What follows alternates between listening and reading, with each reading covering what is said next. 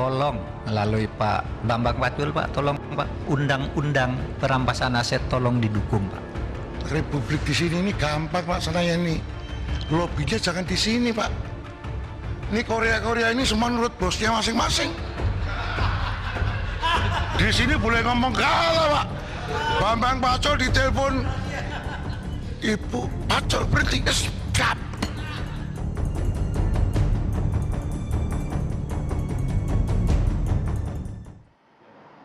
Yang Anda saksikan baru saja pemirsa adalah pernyataan dari Ketua Komisi Hukum DPR RI yang mungkin dalam kondisi bergurau menyebutkan bahwa RUU perampasan aset itu bisa diproses gampang caranya asalkan pemerintah dalam hal ini Pak Mahfud MD menghubungi langsung Ketua Umum Partai.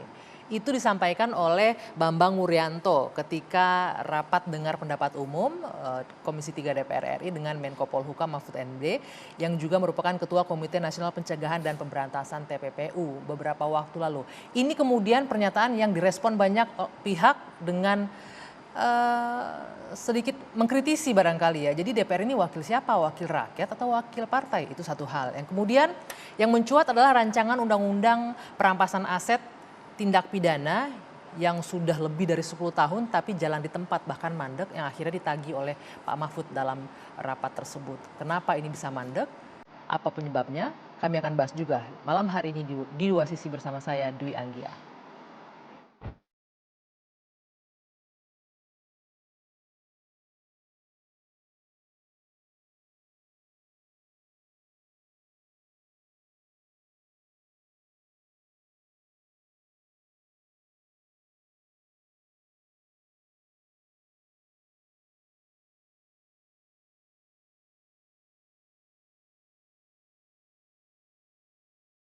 Tolong melalui Pak Bambang Pacul, Pak, tolong Pak, undang-undang perampasan aset tolong didukung, Pak.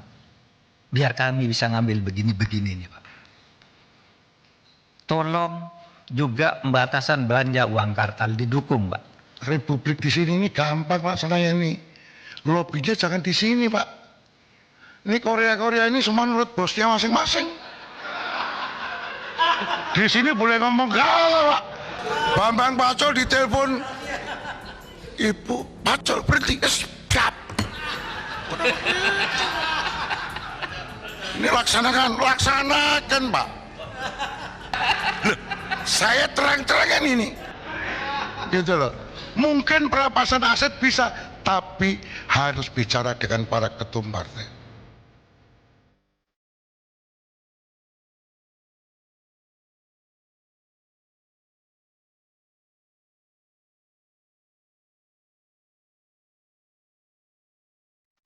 Jadi ada dua hal yang saya garis bawahi dari video yang kita saksikan tadi, mulai dari RUU perampasan asetnya yang kenapa nggak bisa jalan. Yang kedua pernyataan dari Bambang Wuryanto yang mengatakan bahwa gampang sebenarnya asalkan langsung hubungi ketua umum masing-masing partai yang ada di Komisi 3 itu. Nah malam hari ini sudah hadir sejumlah narasumber untuk membahasnya bersama saya.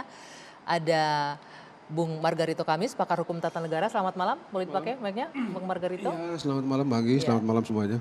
Di ujung sana ada Mas Ray Rangkuti, pengamat politik. Selamat malam. Selamat malam. Di sebelah kiri saya ada Bung Teddy Gusnadi, Wakil Ketua Umum Partai Garuda. Selamat malam. Ya, dan juga bergabung secara virtual nanti bersama kita Bung Zainal Arifin Mukhtar, peneliti anti korupsi Pukat UGM. Dan juga nanti sambil menunggu, ini rekan separtainya dari Pak Bambang Wuryanto nih, dari Johan Budi dari PDI Perjuangan. Saya ingin minta respon dulu deh dari yang ada di sini. Ada Mas Ray Rangkuti, ada Bang Margarito. Bang Margarito dulu deh. Mendengar pernyataan tadi dari Pak Bambang Pacul ya. Iya. Ini Korea ini semua nurut sama ketua umum. Jadi RUU perampasan aset atau aset recovery sebenarnya gampang kalau lobbynya langsung ke ketua umum partai. Apa yang Anda baca dari situ? Suka atau tidak suka, apa yang dibilang oleh Pak Bambang itulah realitas yang sebenarnya dari tatanan pembentukan undang-undang kita, tatanan ketatanegaraan kita atau tampilan praktis ketatanegaraan kita dalam hal pembentukan undang, itulah yang dinyatakan secara gamblang, secara ofisial oleh Pak Bambang. Kita tidak bisa tidak mengesampingkan kenyataan itu. Memang begitu itu. Kenyataannya bahwa memang kepentingan partai lah yang paling utama. Memang iya. Wah, kasihan rakyat kalau memang gitu ya. Iya. Memang iya kasihan rakyat? Memang iya. Oke, jadi memang apa iya. yang kita bisa lakukan dengan keterwakilan kita di Senayan seperti apa itu? Ya, apa soal seperti ini kalau saya keluar sedikit ya, pernah diteliti oleh salah satu mantan jurnalis hebat dari Chili namanya Sapa Vergara itu. Dia menemukan kenyataan bahwa dari Romawi kuno sampai dengan saat ini, baik demokrasi liberal maupun demokrasi liberal maupun otoriter itu hasilnya sama, dua-duanya berpihak kepada oligarki. Oke. Dari dulu. Jadi hampir tidak menemukan jalan keluar. Dia memang menawarkan satu jalan keluar, tapi dia sendiri ragu dengan jalan keluar itu. Akhirnya ya dia bilang, ya kira-kira persis seperti yang Pak Mahfud bilang terakhir tuh. Oke, ya partai ini begini, partai politik kita ini ya begini ini, DPR kita begini ini, tapi ya sudah lebih baik ada daripada tidak ada sama sekali. Lebih baik DPR seperti itu Ya daripada tidak ada sama sekali gitu. DPR. Memang itu. Anda tahu, Anda jangan berpikir bilang DPR yang hebat-hebat itu ya, kayak di Amerika Serikat itu. Anda tahu, kita ambil yang paling kecil gitu ya. Undang-undang tentang Bank Sentral Amerika Serikat itu dibikin tahun 1913 gitu ya. Sebelumnya itu Anda tahu nggak undang-undang itu dirancang oleh para oligarki, dirancang di Jekyll Island ya, dan plotnya oleh siapa? Plotnya oleh anggota senat dari Republik namanya Nelson Aldrich. Karena itu undang-undang itu disebut dengan Nelson atau Aldrich Plan. Dan itu banyak sekali. Kita tidak pernah ada. Di DPR kita ini tidak pernah ada. Kita tidak pernah menemukan undang-undang yang dirancang oleh Anggi misalnya begitu ya. Dan undang-undang itu lalu dipakai nama Anggi sebagai undang-undang. Di Amerika Serikat misalnya, itu kita menemukan misalnya Sherman Act. Itu menunjuk pada anggota DPR dari yang bernama Sherman. Yang memprakarsai undang-undang itu. Undang-undang anti monopoli yang kelak melahirkan apa yang disebut dengan Interstate Commercial Commission. Kemudian Aldrich Plan yang melahirkan undang-undang The Fed. Kemudian ada Clayton Act, undang-undang tarif perdagangan dan segala macam. Jadi memang begini ini. Saya senang sekali Bambang itu menyatakan apa adanya karena itulah kenyataannya. Kejujurannya ya. Kejujurannya gitu. itu. Mas Ray Rangkuti, Itu hebat sekali. ini artinya apa nih kalau secara politik kita melihat ini kejujurannya Pak Bambang Pacul dihargai oleh Bang Margarito, artinya saya sih agak sedikit apa ya, sedih, ironis gitu ya. Jadi seburuk itukah kondisi perwakilan kita di DPR mengikuti kepentingan partai ketimbang rakyat? Satu hari kita di MPR ada seseorang pejabat besar. Saya tidak usah sebut namanya karena nanti tidak enak itu. Tapi itu official. Saya bilang bla bla bla, dia bilang Margarito nggak begitu. Ini Republik, udah deh lu cari aja jadi ketua umum partai, itu beres kok. Udah Jadi kita kuncinya aja. di ketua umum partai. Iya. Jadi yang mengendalikan negeri ini ketua umum partai. Nah, itu pejabat loh. Dan ya oke, saya nggak mau ngomong nama pejabat itu. Anda tahu semua. Eksekutif saja sudah menyerah. Pejabat, ya oke Mas Ray Rangkuti. Sebenarnya kalau kita runtut lagi ya sejak tahun 99 pasca reformasi, saya kira untuk anggota legislatif yang boleh disebut paling patuh pada ketua umum itu terjadi di era sekarang ini. Yaitu 2019-2024 gitu. Tahun 99 itu euforianya memang tinggi. Hampir setiap orang itu seperti merepresentasi dirinya sendiri, bukan partai gitu ya. Itu 99. Bukan representasi diri sendiri, bukan rakyat juga ya, diri sendiri. Iya, yang saya mau katakan itu bisa saja ia merepresentasi suara rakyat, tapi kemandiriannya sebagai anggota DPR itu terlihat. Karena masih euforia reformasi kali Karena ya. ada semangat itu. Ya. Di 2004 menurun, 2009 masih ada terlihat, misalnya kasus Bank Senturi, ada 2-3 orang yang berbeda pandangan dengan praksi, ketika saat itu misalnya, kalau PKS kan setuju ya kan. Misalnya Pak Effendi Khairi kan saat itu berbeda dengan PKB. Dia setuju bahwa ini ada persoalan misalnya gitu ya. 2014 ke 2019 makin konsolidasi ketua umum makin kuat terhadap anggota DPR. Dan 2019 ke 2024 ini hampir kelihatan nggak ada celah lagi bagi individu-individu anggota DPR di legislatif kita untuk bersuara berbeda. Bukan hanya persoalan yang terkait dengan profesionalisme mereka sebagai anggota DPR, tapi secara umum keputusan partai politik entah itu di ranahnya di DPR maupun ranahnya di luar DPR itu hampir tidak ada kelihatan. Apa penyebabnya Mas Ray kalau Anda melihat sebagai pengawat politik? Kenapa menurun ini? Ya, lebih kuat konsolidasi ketua umumnya kenapa? Pada akhirnya kemudian secara sosiologis dan kultural memang nikmat berkuasa itu gitu. Dan semakin ke sini konsolidasi para ketua umum ini juga makin kuat. Apalagi di tahun-tahun politik seperti sekarang ini kan. Ini kan tinggal 2-3 bulan lagi akan ada proses pencalekan kan gitu. Jadi Lu mau calon lagi apa enggak? ya semua Lu mau sangat calon lagi apa enggak? semua sangat tergantung pada keputusan ketua umum. Ketua umum partai. Tapi kalau begini mau Oleh dipilih apa enggak? Kan rakyat yang milih. Yang taken dapat pencalonan Ketua kan umum. Bahkan betul. dengan kondisi seperti sekarang ini, proporsional daftar terbuka itu hampir tidak relevan sebetulnya bagi mereka. Meskipun tidak dengan itu saya mengatakan kita mengubahnya gitu ya. Dan Kenapa kita, gitu? catatan untuk ini kita masih menunggu kan ya putusan Iya, MK iya, loh. iya, Itu iya. juga warning Iya. loh sebenarnya. Apalagi Terbuka tertutup. begini Oke. aja, apalagi kita buat tertutup. Gitu. Nah, Mic-nya pada boleh dipakai nanti 2000 seingat saya ya, apa yang disebut oleh Bung Margarito, itu pernah saya alami saat itu bersama dengan Ahok ya. Karena kesulitan untuk mendorong undang-undang perampasan aset ini. Saat itu istilah kita sebut undang-undang pembuktian terbalik. Nah sekarang disebut dengan undang-undang Aset recovery perampasan ya, aset, perampasan aset. di mana salah satu poinnya itu adalah soal pembuktian terbalik. Ahok masuk melalui 2 pasal di undang-undang pemilu.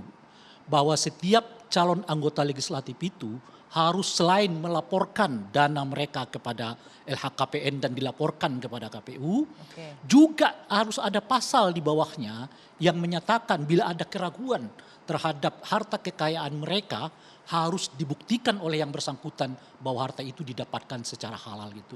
Itu pernah dulu bersama-sama kita perjuangkan masuk aturan itu di dalam draft undang-undang naskah pemilu. akademisnya. Oke. Saya sempat mengatakan itu kepada Ahok. Ahok kalau pasal ini lolos, saya akan menyebut ini sebagai pasal Ahok, saya bilang. Sampai sekarang Sayangnya masuk nggak itu tidak Oh, lolos. tidak lolos ya. Pasal ini tidak lolos ya. Ahok juga saat itu sudah selesai di DPR langsung jadi calon wakil kepala daerah di DKI Jakarta sehingga mengambanglah semua. Padahal cuma 2 pasal itu saja. Apalagi kita berbicara tentang 1 pasal utuh di dalam undang-undang. Itu jauh lebih rumit dan jauh Apakah lebih itu sulit. Gitu. juga menjadi faktor kenapa ini mandat dibahas menurut Anda? Bunyi pasal per pasal yang mungkin mengkhawatirkan atau membahayakan pihak-pihak Oh tertentu. iya, kan karena harus kita tahu politisi ini dekat dengan praktek-praktek yang berhubungan dengan manipulasi uang. Oke, Kan. baik. Nah oleh karena itulah sangat bisa dipahami kalau kemudian ini sulit dan pernyataan Pak Bambang itu meskipun kita kritik substansinya seperti malam ini, tapi ia menggambarkan situasi yang sebenarnya terjadi di DPR. Sebenarnya. Yang kita mau mengatakan sebab ujung dari aliran uang ini kemungkinan besar mengumpul di dalam partai politik. Oke, baik. Oleh karena itulah harus terlebih dahulu dekat sehingga kas partai politik Makanya nggak kosong butuh gitu loh persetujuan kira-kira. ketua partai Partai politik. itu jadi Baik, nanti penting kita juga gitu. akan ajak Bung Teddy berbicara dan juga Mas Uceng ya, Zainal Arifin Mukhtar yang sudah bergabung secara virtual dari Jogja. Usai jeda sesaat lagi di Dua Sisi.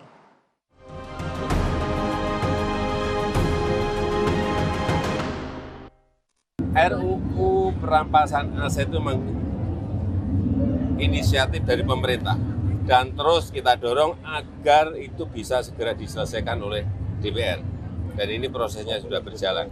Kita harapkan dengan undang-undang perampasan aset itu ya akan memudahkan proses-proses utamanya dalam tindak pidana korupsi untuk menyelesaikan setelah terbukti karena payung hukumnya jelas. Ya, ini inisiatif pemerintah begitu kata Presiden. Sebelum kita bahas soal inisiatif pemerintah, saya minta ke Bung Teddy dulu. Bung Teddy, tadi kalau Mas Rey, Bung Margarito menyebutkan inilah potret jujur kondisi politik di negeri kita. Anda wakil Ketua Umum Partai Garuda nih yang akan berlaga juga nih di 2024. Setuju nggak dengan yang disampaikan tadi dua narasumber saya dan juga Pak Bambang Pacul bahwa kita ya wakil ketua partai. Ya, jadi beberapa hari lalu kami memberikan statement ya di media. Statementnya itu adalah anggota DPR itu bukan wakil rakyat. Bukan wakil rakyat. Anggota DPR adalah wakil partai politik. Walaupun Lalu DPR kan Dewan pertanyaannya, Perwakilan Rakyat nih, tapi wakil partai politik menurut ya. Anda. Oke. Lalu pertanyaannya, lalu siapakah wakil rakyat? Wakil rakyat itu adalah partai politik. Tentu statement kami ini kan ya menimbulkan beberapa ini ya reaksi ya. Ya. Orang langsung berpikir, wah kok begini ya gitu. Nah tentu kami harus menjelaskan dong.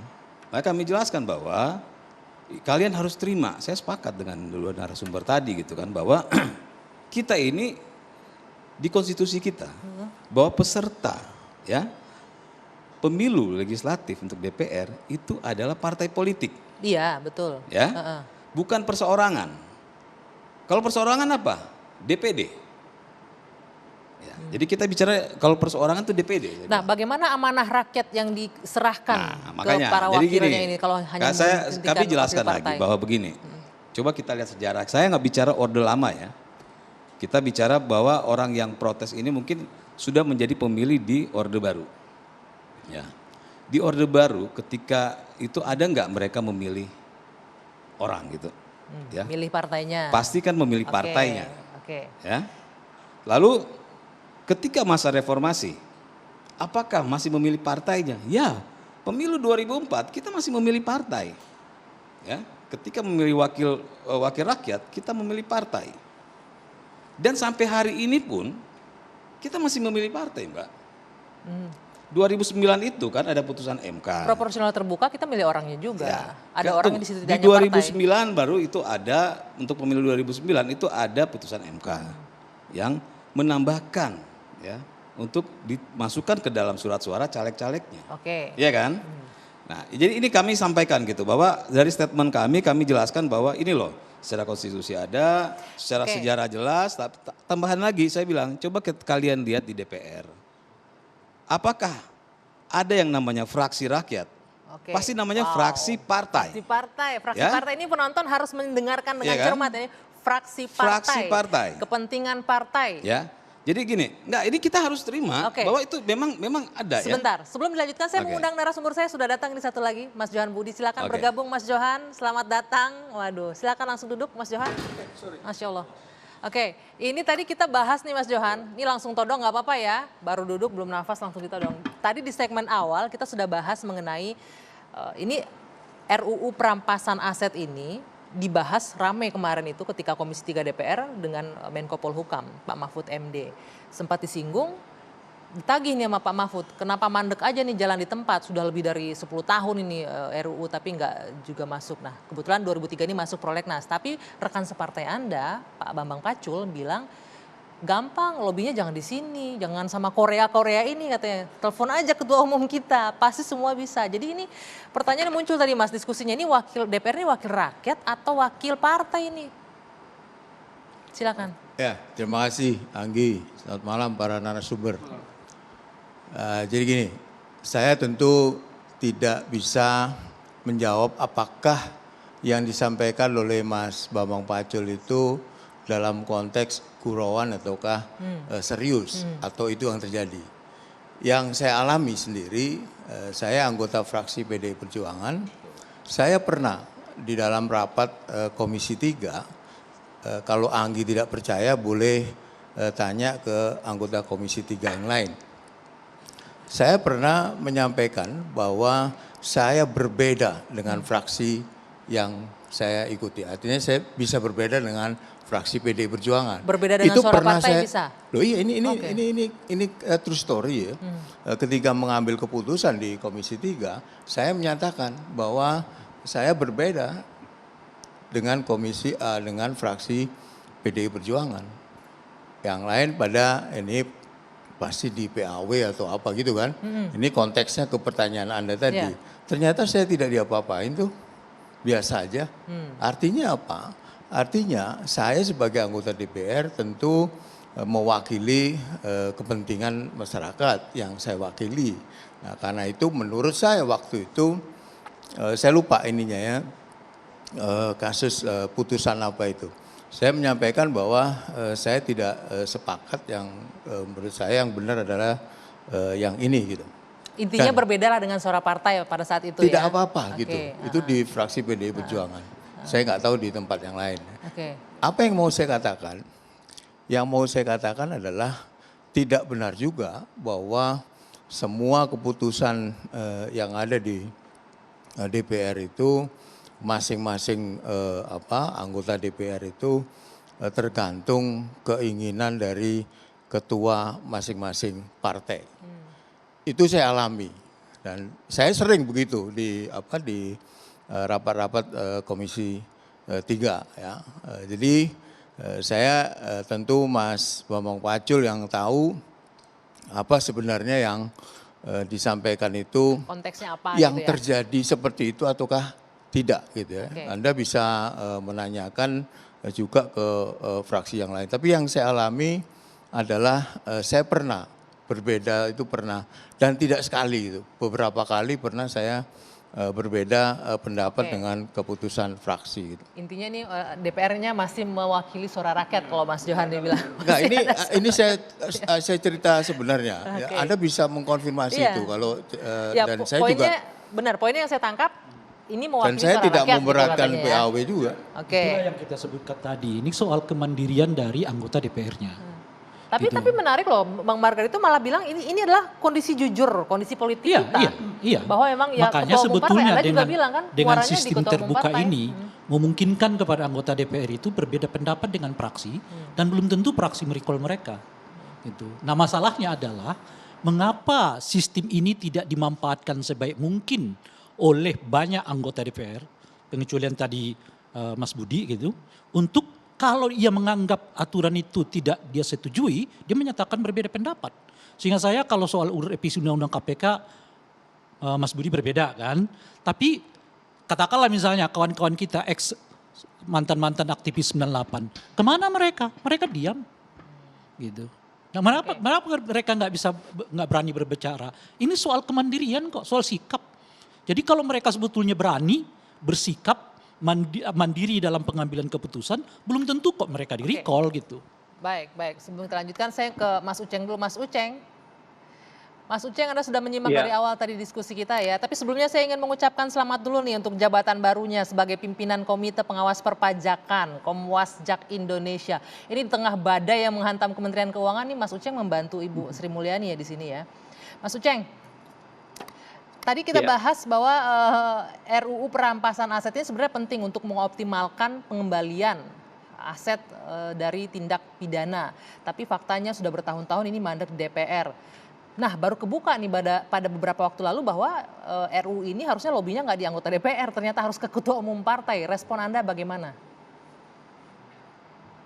Iya, yang pertama kita kan harus tetap bilang bahwa DPR itu pasti perwakilan rakyat. Kalau bukan perwakilan rakyat namanya DPP, Dewan Perwakilan Partai kan. Saya kira kesan yang pertama tentu saja dia harus tetap perwakilan rakyat.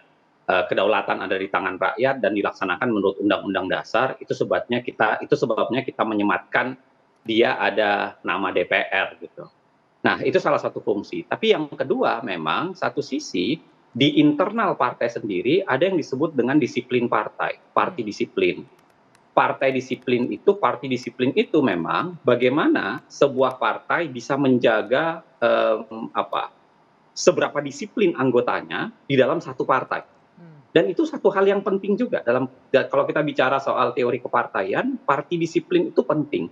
Nah, problemnya sebenarnya bukan di parti disiplinnya, tapi problemnya adalah pengambilan keputusan di internal partai atau bagaimana partai membuat keputusannya atau cara pandangnya seberapa demokratis di internal.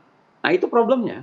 Jadi apakah pengambilan keputusan, pendapat partai itu diambil secara kolektif ataukah kemudian hanya diambil oleh ketua partai atau wakil ketua partai saja? Nah, itu problemnya di situ. Jadi Mas Uceng, nyaris sebenarnya. Mas Uceng, kalau kita lihat tadi Mas Johan Budi kan bilang ya mungkin saja Pak Bambang Pacul ini konteksnya bergurau begitu kan menyampaikan, tapi Bang Margarito dan Mas Ray Rangkuti bilang inilah potret nyata bahwa memang mereka yang mewakili kepentingan partai sesungguhnya, sehingga salah satunya RUU perampasan aset juga nggak jalan-jalan akhirnya. Anda sebagai pegiat anti korupsi juga melihat ini bagaimana? Sebenarnya tidak ada yang murni keliru dari pernyataan itu, karena satu bersandar pada lebih idealitas, satu bersandar pada lebih realitas. Ya. Saya udah bilang tadi bahwa disiplin partai itu penting. Nggak boleh, tetap dalam sebuah partai itu harus ada kesamaan visi dan disuarakan dalam satu konteks. Jadi partai itu harus disiplin, harus dijaga. Walaupun pada saat yang sama, persoalannya itu bukan terletak pada disiplin partainya, tapi seberapa luas pengambilan keputusan. Misalnya nih, ketika PDIP mau menyusun pandangan terakhir soal undang-undang perampasan aset misalnya, maka seberapa demokratis itu dibangun? Apakah semua orang dilibatkan ataukah hanya menunggu petunjuk dari ketua partai saja? Apakah ada partai yang lebih luas? Biasanya ada partai yang lebih luas. Tapi apakah ada partai yang lebih menunggu petunjuk ketua partai? Bisa juga begitu. Menarik Mas Uceng, tahan dulu. Nanti saya akan coba konfirmasi ke Mas Johan. Untuk RU perampasan aset, apakah menunggu dari pimpinan partai atau dari keseluruhan suara dari anggota partainya? Usai jeda nanti kita lanjutkan sesaat lagi.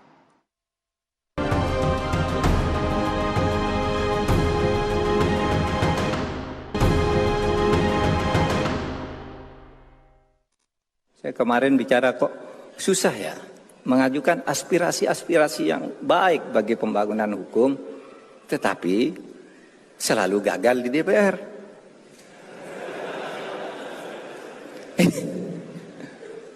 Lalu siapa ini yang salah? Ini zaman Bung Karno tuh undang-undang, wah hebat loh, banyak lahir. Setiap ada aspirasi yang rakyat, undang-undang ini dibuat undang-undang. Zaman Pak Harto juga lumayan. Nah sekarang ini undang-undang penting, nggak bisa lahir. Parpolnya nolak, DPR-nya nolak. Ketika ditanya, DPR kok nolak? Dan ini kan bagus. Bos.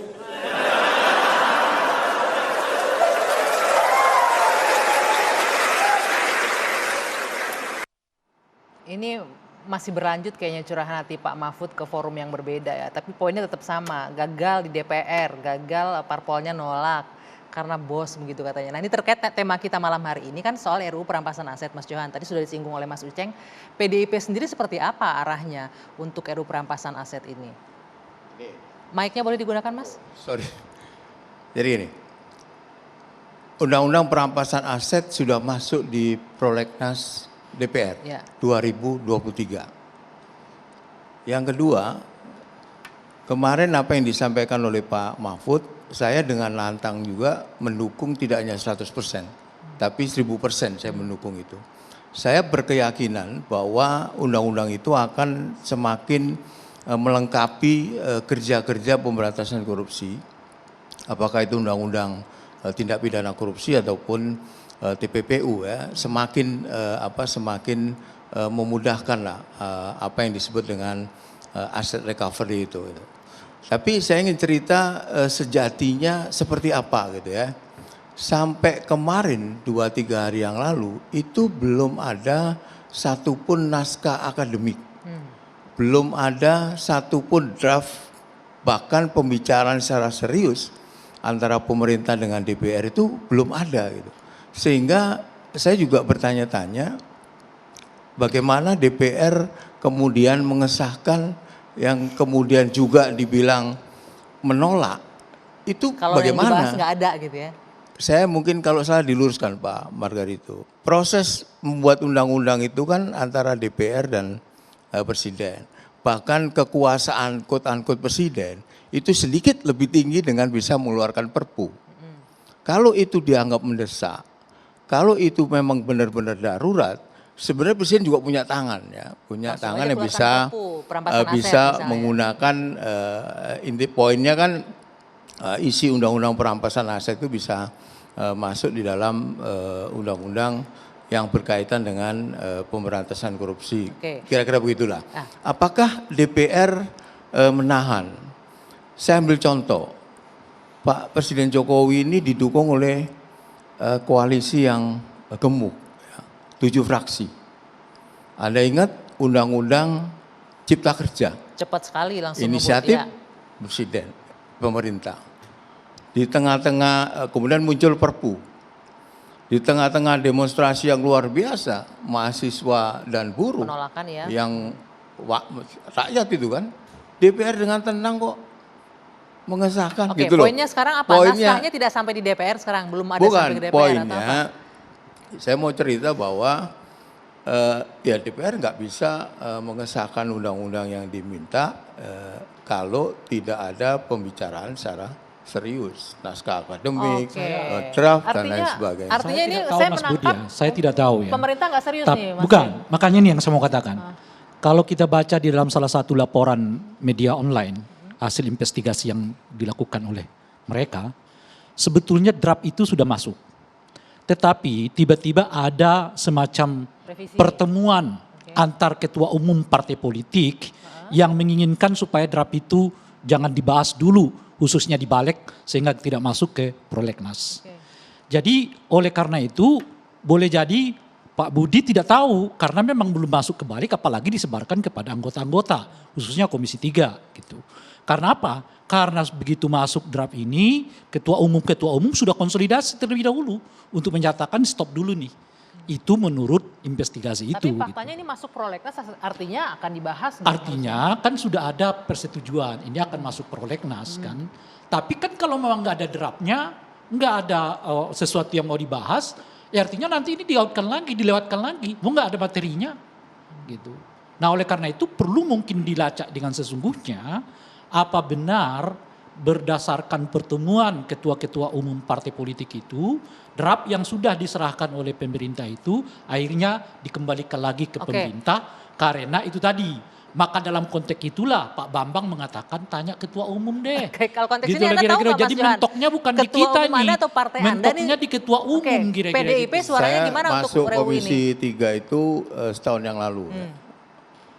Isu soal ini sebenarnya pernah disampaikan oleh PPATK dan KPK, Bang Rangkuti, waktu RDP ya.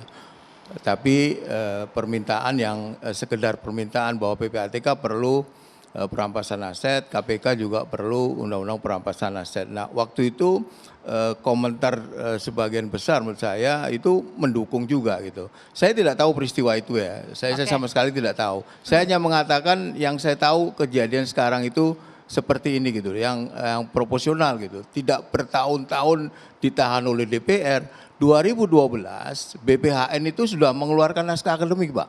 Oke. Sudah ada tentang undang-undang perampasan aset. Artinya pemerintah yang dulu juga itu kalau mau serius kan juga bisa. Periode pertama Pak Presiden Jokowi kalau mau serius juga bisa gitu. Masalahnya belum masuk ke DPR, ibaratnya nih udah di-drop oleh ketua-ketua umum. Maka pernyataan Pak Pacul itu jadi tepat dalam kondisi itu gitu. Jadi sebetulnya bukan nggak ada draft, bukan nggak ada ini, Sudah tapi ada, begitu cuman draft tertahan. itu ditahan dulu, Bung sehingga nggak Barito. masuk ke balik. Kapan itu dijadwalkan untuk Kalau dibahas? begini nggak sehat dong sistem politik kita yang diatur oleh Ini sekelompok orang biasa saja. di mana-mana. Biasa. Biasa di mana-mana. Anda temukan di negara paling demokratis sekaliber Amerika pun begini ini kenyataan. Jadi negara kita emang dikendalikan oleh sekelompok orang saja. Biasa ini. Jadi ini soal keterampilan berpolitik. Tadi beliau sana bilang Undang-Undang Cipta Kerja itu. Pasalnya Undang-Undang Cipta Kerja itu ya, untuk pertama kali dalam sejarah hukum Indonesia itu pertama kali undang-undang seperti itu. Ya, di Amerika tidak ada mungkin kayak begitu tuh. Beres kok undang-undang itu. Bukankah itu sebuah political game tuh? Jadi ini soal political game dari presiden. Jadi apakah presiden memiliki agenda yang fit tentang itu atau tidak? Kalau dia sebentar nih, kalau gue, aduh sebentar nih, buktinya tadi itu. Berarti yang Anda beliau bilang melihat tadi presiden nggak punya ini will sudah lah, yang ini serius untuk nyata ini? dan semua orang bisa ngecek Undang-Undang Cipta Kerja itu. Dalam bahasa yang lain menurut saya ada problem penyebutan DPR itu yang tidak menggambarkan ketua umum. Mestinya kalau mau disebutkan oleh Pak Mahfud, Pak Mahfud bisa mengatakan ini masalahnya bukan di anggota DPR-nya, tapi di ketua-ketua umum yang tidak memberi kesempatan kepada anggota DPR Kalau untuk saya membahas ya, ini. dengan segala hormat ya, sebentar sedikit aja gitu.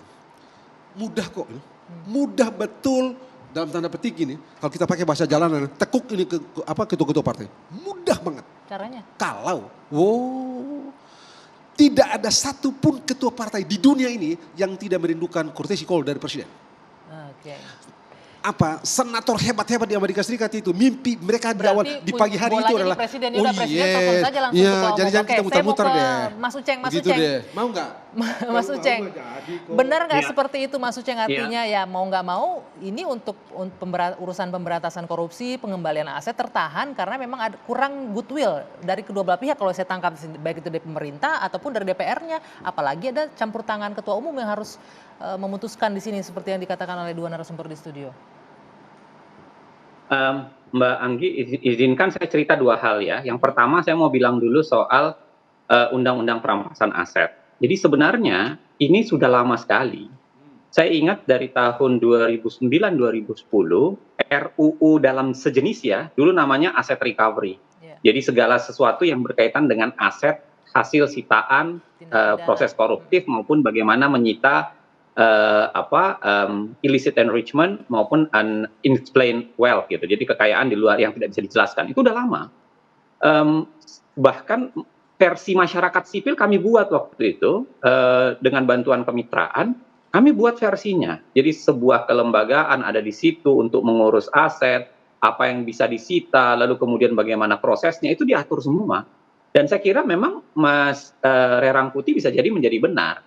Karena dia sudah lama, dari tahun 2009-2010 sebenarnya sudah dibicarakan, pertanyaannya kenapa sampai sekarang itu tidak terjadi gitu. Itu yang pertama. Yang kedua begini, kalau kita mau bicara ketatanegaraan Indonesia, suka atau tidak suka, sebenarnya dalam legislasi itu presiden jauh lebih besar kekuasaannya daripada DPR. Anda bisa baca disertasinya Saldi Isra. Disertasi Saldi Isra itulah yang menjelaskan bahwa pasca amandemen sebenarnya presiden itu kewenangan legislasinya lebih besar dibanding DPR. Walaupun Undang-Undang Dasar menggeser kewenangan pembentukan undang-undang dari pemerintah ke DPR. Jadi itu rancunya. Jadi di Undang-Undang Dasar perubahan 1, 2, 3, 4. Ya, Mas Uceng, wah, ya terputus. Sayang sekali terputus ya. Ini yang saya tangkap, ini presiden mempunyai kekuasaan lebih dalam legislasi pasca amandemen. Coba ya, dia ikut membahas, ya, ikut menyetujui. Tapi jangan lupa, dia punya tadi itu, punya apa, bukan veto, punya kewenangan menerbitkan perpu. Gitu loh. Oke, kita letakkan kewenangan membentuk undang-undang itu pada beliau sana gitu ya, DPR gitu ya. Tapi di undang-undang dasar, tanpa presiden tidak bisa dibahas. Harus dibahas bersama, sudah dibahas bersama, presiden mundur dalam pembahasan, tidak bisa dibahas juga. Jadi ini agak-agak, begitu jadi apa gitu? Kalau saya bilang agak ironis ya, ketika pejabat negara bilang korupsi harus segera diberantas, tapi instrumen hukumnya pun agak setengah-setengah hati dalam membangunnya. Enggak, ini ada soal lain gitu ya. Kalau saya gitu, kalau kita mau real gitu, ini soal apa, keterampilan bermain politik. Keterampilan bermain politik. Usai jeda kita akan lanjutkan soal ini. Akankah mungkin kemudian direalisasikan untuk RUU perampasan aset? Usai jeda kita lanjutkan di Dua Sisi.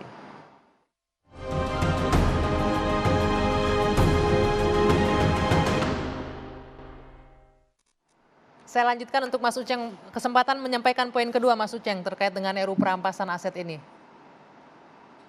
Iya, saya lanjutkan sedikit ya. Jadi saya kira dalam konteks kewenangan presiden yang sangat besar dalam proses legislasi, apa yang dikatakan Pak Mahfud tidak sepenuhnya benar.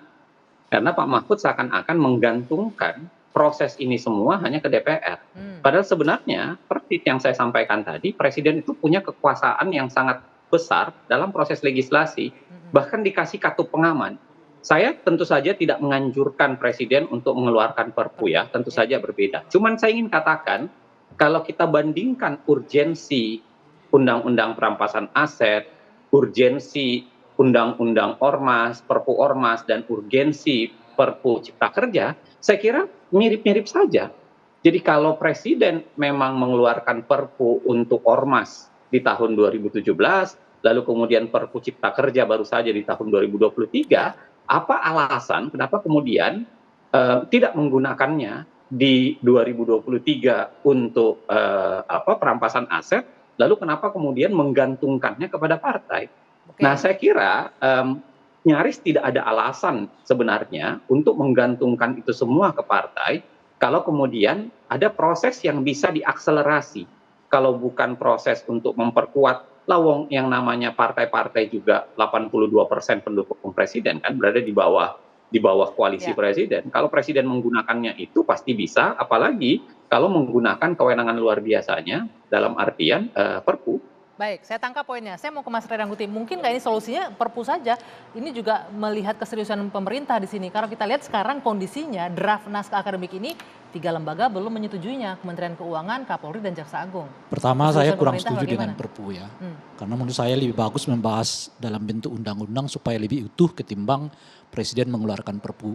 Yang itu hanya bagian-bagian tertentu saja dari keseluruhan ide tentang perampasan aset ini dimasukkan gitu. Itu pertama. Yang kedua, itu betul Pak Mahfud mestinya juga cek dulu dong ke dalam, jangan lempar langsung keluar gitu loh. Buat keributan seolah-olah di dalam nggak ada masalah. Karena Dalamnya kan pemerintah itu sendiri. itu maksud saya. Ah. Itu karena di dalam pemerintah sendiri, karena sebagaimana disebut di beberapa tempat, setidaknya seperti yang Anda sebutkan tadi, ada 3 kok lembaga di institusi pemerintah yang belum tanda tangan naskah ini gitu ya. Kepolisian, kejaksaan, dan juga bahkan Menteri Keuangan gitu. Lalu kalau 3 lembaga ini tidak tanda tangan pada draft, ya nggak mungkin dong dibahas oleh DPR juga. Artinya Dan bukan salah DPR lah sepenuhnya. itu gitu yang ya. saya mau katakan. Jadi Pak Mahfud jangan juga cepat lempar persoalannya ada di luar, tapi juga tidak mengkoreksi seperti apa sebetulnya kejadiannya di bawah, di dalam gitu.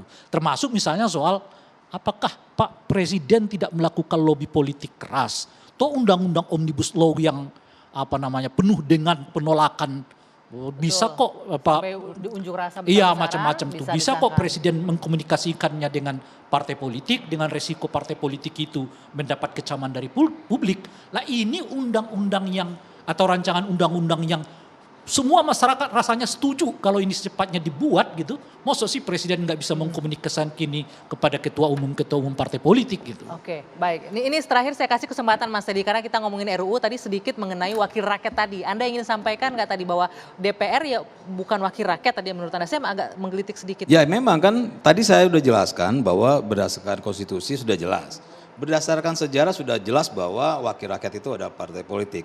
Dan di fraksi pun, di DPR pun fraksi namanya fraksi partai politik. Ya. Nah dan keputusan RUU itu menjadi undang-undang pun kita sudah lihat sama-sama itu fraksi semuanya. Nah terakhir mau kami sampaikan bahwa ini adalah sebenarnya pendidikan politik bagi masyarakat, baik bagi calegnya maupun bagi pemilih.